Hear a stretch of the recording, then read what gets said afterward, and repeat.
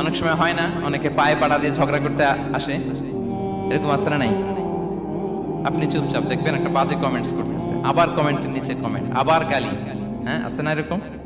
বিষ্ণু বলেন নিজে হক এটা জানার পরেও আর যাতে তর্ক না বাড়ে, যে তর্ক থামিয়ে দেয় জান্নাতের আঙ্গিনায়, তাকে আমি একটা ঘরের গ্যারান্টি দেই।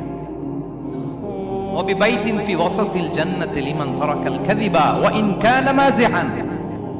আর ওই ব্যক্তিকে আমি জান্নাতের মাঝখানে একটা ঘরের গ্যারান্টি দেই, যে ব্যক্তি কৌতুক করার সময়ও মিথ্যা পরিহার করে। করতেছে কৌতুক, ফান করতেছে আর হি ইজ কিডিং, পান করে, কৌতুক করে, কিন্তু কৌতুকের সময়ও সে মিথ্যা বলে না।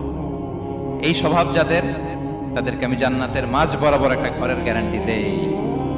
এরপর বিষ্ণু কি বলে দেখেন, তিনি বলেন ওয়াবিবাইতিন ফি আ'লাল জান্নাতি লিমান হাসানা খুলুকাহ।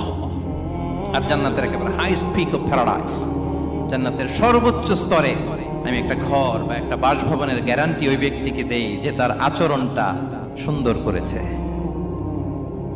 যে সুন্দর আচরণের অধিকারী হয়েছে, তাকে জান্নাতের হাইস্ট পিকে আমি একটা বাসভবনের গ্যারান্টি দেই। তাহলে বলেন তো, আমাদের আচরণটা সুন্দর করার দরকার আছে না নাই?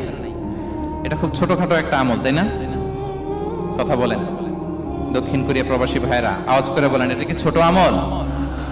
দেখলে সালাম দিব, সুন্দরভাবে কথা বলবো, ভালো উইশ করব, হ্যাঁ, হিংসা জিঘাংসা অহংকার থেকে মুক্ত থাকবো, খিটখিটে মেজাজের হব না, অলওয়েজ স্মাইলিং ফেস থাকবে আমার, হৃদ্যতাপূর্ণ আচরণ। এই কাজটা কি ছোট আমল? আওয়াজ করে বলেন, এই আমলটা কি ছোট না বড়? প্রিয় ভাইরা, বিষ্ণু ইসলাম সবার সাথে এরকম মাধুর্যতাপূর্ণ আচরণ করতেন, ছোট থেকে বড়, নারী থেকে পুরুষ, বন্ধু থেকে শত্রু, সবার সাথে সুন্দর আচরণ করতেন। এবং তার এই চমৎকার আচরণে মুগ্ধ হয়ে তার অনেক শত্রু মুহূর্তে তার বন্ধুতে পরিণত